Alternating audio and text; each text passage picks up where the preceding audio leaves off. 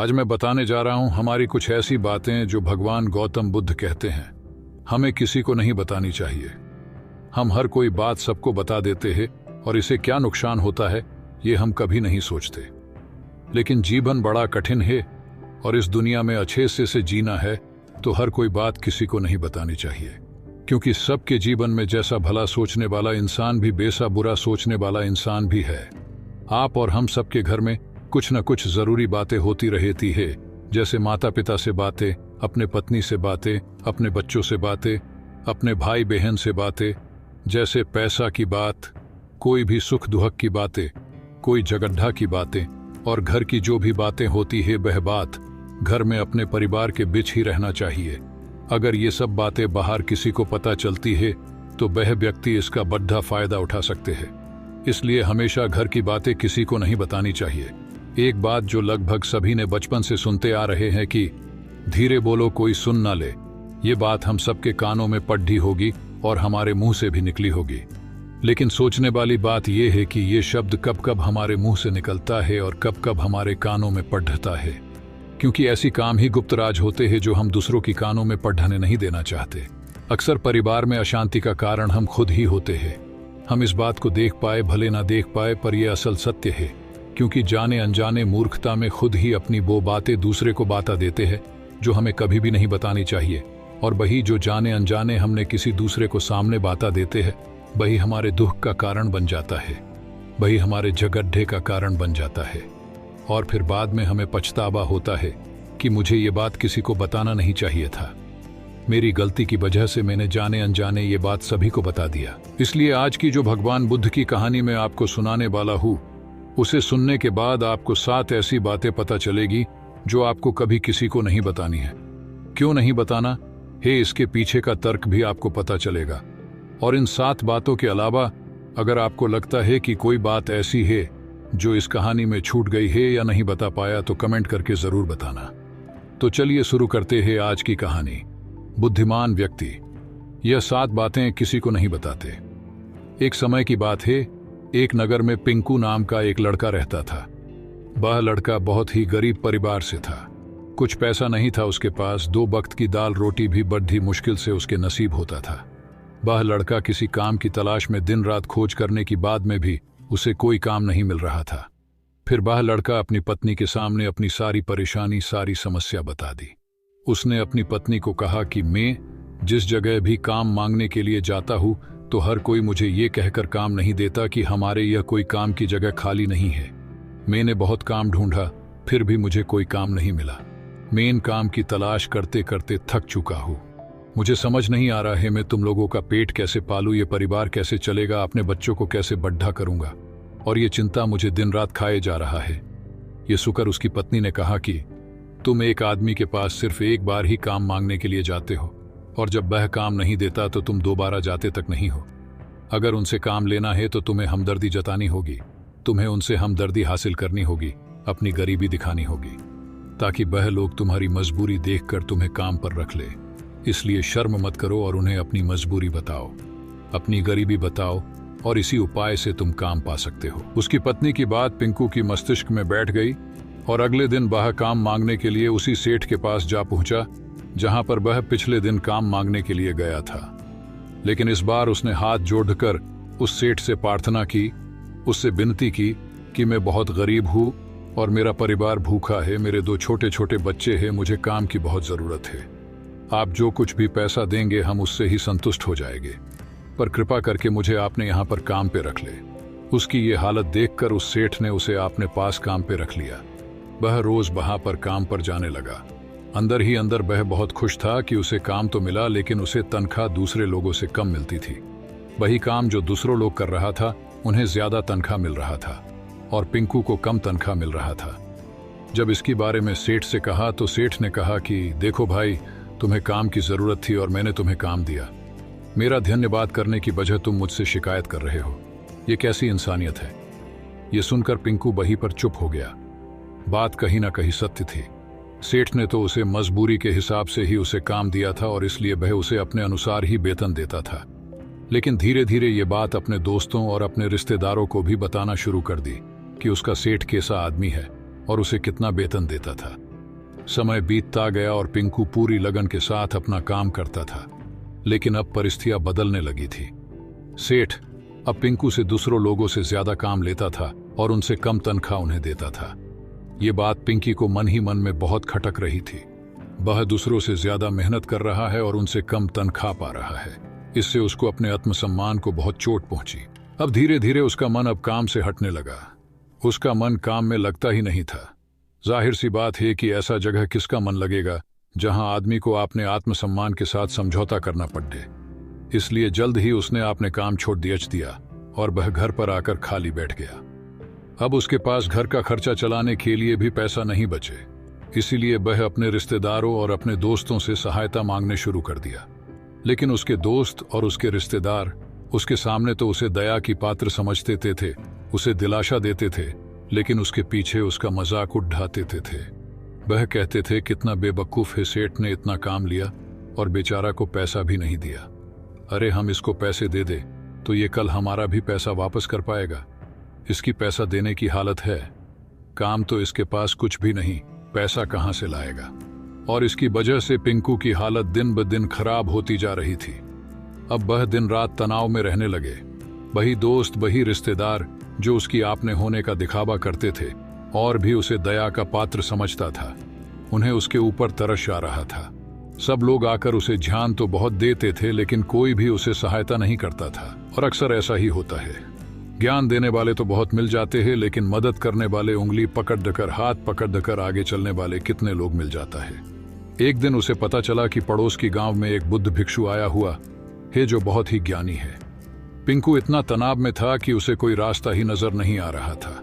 इसलिए जाने अनजाने वह बुद्ध भिक्षु के पास पहुंच जाता है। वहां जाकर सीधा बुद्ध भिक्षु के पैर में गिरकर रोने लगता है। पिंकू रोते रोते अपनी सारी परिस्थिति बताता है। उन्हें बताता है कि किस तरह उसके सेठ ने उसका फायदा उठाया और उसके रिश्तेदार दोस्त उसके साथ कैसे व्यवहार करते हैं। सारे बात सुनकर बुद्ध भिक्षु ने उसे चुप करते हुए कहा कि ये सारी समस्या तुम्हारी बुद्धिहीनता, तुम्हारी मूर्खता के कारण उत्पन्न हुई है। तुम्हारा अंदर विवेक होता तो इनमें से एक भी समस्या तुम्हारे चित्त को दुखी नहीं कर सकती थी, लेकिन तुमने अपनी अविवेक के कारण, अपनी मूर्खता के कारण खुद ही आपने रास्ते में कांटे बिछा दिए हो। आज मैं तुम्हें 7 बात बता रहा हूं जो भूल कर भी किसी को मत बताना, और इन बातों का अनुसरण करते हुए तुम बाहर से मिलने वाले दुखों को तो दूर कर सकते हो जो बेवजह दुनिया की वजह से तुम्हारे अंदर पनपते हैं। पहली बात, अपनी मजबूरी का दिखावा करके दूसरों का दया का पात्र बनकर उनकी सहायता लेने की गलती कभी मत करना। हो सकता है कि आज वह तुम्हारी मजबूरी देखकर तुम्हारी सहायता कर दे, लेकिन कल वह तुम्हारा फायदा उठाने से भी दोबारा नहीं सोचेगा। और अगर वह फायदा नहीं भी उठाएगा तो अपनी नजर में तो आपको बभा मूर्ख ही समझेगा, बेवकूफ समझेगा और दूसरों के सामने आपका मजाक तो जरूर बनाएगा। इसीलिए अपनी मजबूरी के बारे में किसी को मत बताना। अगर घर में 2 रोटी है, सूखी रोटी, तो वही खाकर सो जाओ, लेकिन दूसरों को इसके बारे में भनक तक नहीं लगनी चाहिए। जरा आप खुद सोचो, मजबूरी बनने का क्या जरूरी होता है एक इंसान का? या तो वो दूसरों से सहानुभूति करना चाहता है या तो उनसे कोई आर्थिक मदद चाहता है, लेकिन दोनों ही परिस्थिति आप देखो तो दूसरा आदमी आपका फायदा उठाने से दोबारा नहीं सोचेगा। दूसरी बात, अपनी अतीत की गलतियां और भविष्य की रणनीतियां। जरा सोचो कि अगर हम अपने अतीत की गलतियां किसी दूसरे को बताते हैं तो उसका क्या प्रभाव होगा। वह गलतियां ठीक तो नहीं की जा सकती, जाहिर है, तो उन्हें बताने का क्या जरूरी है। आप अपने अंधेरे पक्ष को खुद दुनिया का सामने बता रहे हो, खुद अपनी गलतियां दूसरों के सामने बता रहे हो। इससे एक आदमी की नजर में एक चरित्र गठित हो जाएगा और वह भविष्य में आपको हमेशा उसी नजरों से देखेगा। इसलिए किसी भी आदमी की नजर में आपने चरित्र गठित मत होने दो। और जरा सोचो कि आप व्यर्थ में ही अपनी भविष्य की रणनीति दूसरों के सामने बता रहे हो। जो लोग आपके काम का हिस्सा ही नहीं है, उनके सामने अपनी भविष्य की रणनीति के बारे में ढिंढोरा पीटने की क्या फायदा। वो लोग आपकी सहायता तो नहीं करेंगे, लेकिन आपकी भविष्य की रणनीति में बाधा जरूर बन सकता है। आप खुद अपनी विवेक का इस्तेमाल करिए और सोचिए कि आपके साथ भी ऐसा हुआ कि आपने अपनी भविष्य की रणनीतियां किसी को बताया हो और वह रणनीति कभी भी कामयाबी ना हुई हो। जरूर हुआ होगा, जरा गौर से सोचिए, याद आएगा। तीसरी बात, घर की बातें। जो भी हमारे घर के अंदर आपस में बातचीत होती है, हमारे माँ बाप के साथ, हमारी पत्नी के साथ, हमारे बच्चों के साथ, हमारे भाई बहन की वह बातें परिवार ही तक सीमित रहना चाहिए। अगर आप ये बात दुनिया के सामने ढिंढोरा पिटते हो तो दूसरों को आपकी घर में घुसने की एक मौका मिल जाता है और वह इसका फायदा उठाने से कभी भी दोबारा नहीं सोचेंगे। वह आपकी परिवार की सदस्य को आपसे दूर लेकर जाने की कोशिश करेंगे। अक्सर ऐसा होता है, हम समाज में देखते हैं कि हम आपने घर की जगडे को काम करने के लिए उन जगडों को आपने पड़ोसी को और दूसरे रिश्तेदारों को बता देते हैं, लेकिन इससे आपको सहायता कभी नहीं मिली होगी, बल्कि आपके घर की लड़ाई झगड़ा और ज्यादा बात गई होगी और बह जाहिर है बह बढ़ेंगे। अगर आप अपने माँ बाप की बात दूसरों को बताएंगे तो आपकी माँ बाप को बुरा लगेगा कि हमारे बेटा हमसे बताए बगैर दूसरों को ये बात बता रहा है। इसलिए अपनी घर की बातें और अपनी घर की लड़ाई झगड़ा किसी के सामने मत बताना। अगली बात जो मैं आपको बताने जा रहा हूं, जो किसी को नहीं बताना चाहिए, वह सुनने पर अजीब लगी सकती है, लेकिन उसका सत्य भी मैं आपको एक तर्क के माध्यम से दूंगा। चौथी बात, अपनी आमदनी। आप अपनी आमदनी ना बताने के पीछे किया जरूरी हो सकता है। जरा सोचिए कि आप अपनी आमदनी अपने दोस्तों को बता देते हैं तो जब आपको दोस्तों को जरूरत पड़ेगी तो वो सिर्फ आपको ही याद करेगा, क्योंकि उनको पता है कि आपकी आमदनी ज्यादा अच्छी है तो आप ही उनकी मदद कर सकते हैं और इसलिए ज्यादा लोग आपसे सहायता मांगेंगे। और जब आप उनकी सहायता नहीं करेंगे तो वो सोचेंगे कि इस आदमी के पास पैसा है, मेरे सहायता कर सकता है, लेकिन यह सहायता कर नहीं रहा है और इसलिए आपकी आमदनी दोनों दोस्तों के बीच एक झगड़े का कारण बन सकता है। कम आमदनी होगी तो लोग मजाक उड़ाएंगे और ज्यादा आमदनी होगी तो लोग आपसे सहायता मांगेंगे। इसलिए आपकी आमदनी बताने का कोई जरूरी नहीं है। पांचवी बात, अपनी कमजोरी और अपनी ताकत। अक्सर इंसान को पता नहीं होता है कि उसकी कमजोरी और उसकी ताकत क्या है, लेकिन आपको अपनी कमजोरी और अपनी ताकत पता है तो पहली बात तो आप बहुत ही बुद्धिमान आदमी है और दूसरी बात, आपको ये बातें किसी से सजा नहीं करनी है, क्योंकि अगर आपकी कमजोरी दूसरों को पता चल गई तो वह आपकी कमजोरी का फायदा उठाएंगे और अगर आपकी ताकत पता चल गई तो वही ताकत आपकी कमजोरी बन जाएगी, क्योंकि वो ताकत दूसरे आदमी को पाता है और वो ताकत की कमजोरी भी ढूंढ ही लेगा। अपनी कमजोरी और अपनी ताकत अपनी पत्नी या अपने पति को भी नहीं बताना चाहिए, क्योंकि इसके बाद आपको घर में हमेशा दब कर रहना पड़ेगा। छठा बात, अपने मित्र और अपने शत्रु। आप अगर अपने मित्रों के बारे में अगर दूसरों लोगों को बताएंगे तो वह आपके मित्र के साथ अपनी घनिष्ठ बनकर आपको धोखा दिलवा सकते हैं, आपकी गहरा मित्र को आपसे दूर करवाने का प्रयास कर सकते हैं। अक्सर आम आदमी ऐसा नहीं करता, लेकिन आपका दुश्मन ऐसा करने की कोशिश कर सकते हैं। और दूसरी तरफ आपकी शत्रु का भी किसी को नहीं पता लगना चाहिए, क्योंकि आज जो आपकी मित्र है अगर कल वह आपका दुश्मन हो गया तो वह आपकी दुश्मन के साथ ही मिलकर आपको परास्त कर सकता है, आपको धोखा दे सकता है। इसलिए अपने सबसे अच्छे दोस्त को भी अपने दुश्मन के बारे में कभी मत बताना। सातवां और आखिरी बात, दान करना। आप जो दान करते हो तो दान के बारे में भी किसी को नहीं बताना, नहीं तो दान करना व्यर्थ हो जाता है, बेकार हो जाता है। जब आप आपकी दान का ढिंढोरा पीटते हो तब आप ये जताना चाह रहे हो कि मैं कितना बड़ा दानी पुरुष हूँ, और ये आपके अंदर एक अहंकार निर्मित करेगा। इसीलिए दान गुप्त रूप से किया जाना ही अच्छा होता है और उतना ही फलदायी होता है। जब आपका बायां हाथ दान कर रहा है तो दाएं हाथ को भी ना पता चले कि बायां हाथ दान कर रहा है। ये 7 बातें जो बुद्ध भिक्षु ने जो पिंकू को बताई, इनमें संसार की सभी सिद्धांत छुपे हुए हैं।